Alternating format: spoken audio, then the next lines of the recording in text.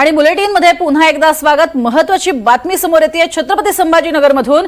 इथले उद्योजक संतोष लड्डा यांच्या घरावरील दरोडा प्रकरणी पोलिसांनी न्यायालयात दोषारोपपत्र दाखल केले।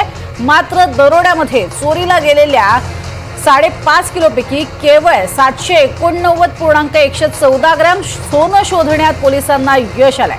तर 40 किलोपैकी 31 किलो 389 ग्रॅम चांदी हस्तगत करण्यात आली आहे। त्यासोबतच 24 लाख रोकड पोलिसांनी जप्त केली आहे। तर 1289 पानांचं हे दोषारोपपत्र आहे।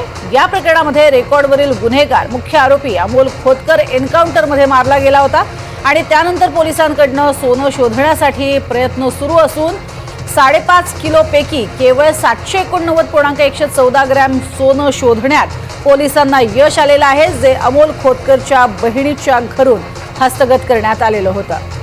अधिक माहिती या संदर्भातली घेणार आहोत। मोहसिन शेख आमचे प्रतिनिधी सध्या आपल्या सोबत आहेत। मोहसिन, काय अधिक माहिती?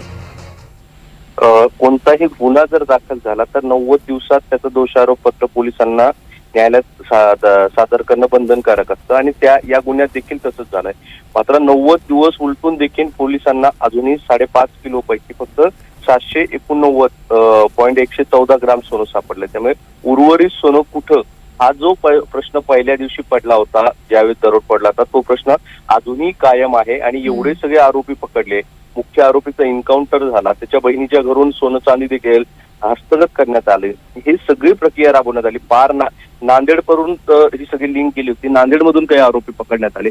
हे सगळं करून देखील अजूनही पूर्ण 5.5 किलो सोनं पोलिसांना मिळालेलं नाहीये।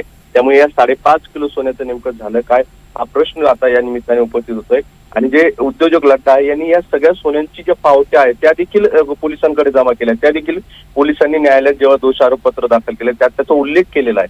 जर त्यांच्या सगळ्या लिगली पावत्या दिल्या असतील तर ते सोनं खरं होतं असं म्हणता येईल। आणि जर ते सोनं खरं होतं तर मग ते 5.5 किलो सोनं गेलं कुठं, हा प्रश्न आता आणखी या निमित्ताने उपस्थित होतोय। त्यामुळे कुठेतरी छत्रपती संभाजीनगर पोलीस हे सोनं शोधण्यात अपयशी ठरतायत असं म्हणता येईल। नक्कीच, तुर्तास धन्यवाद मोहसिन या संपूर्ण माहितीसाठी।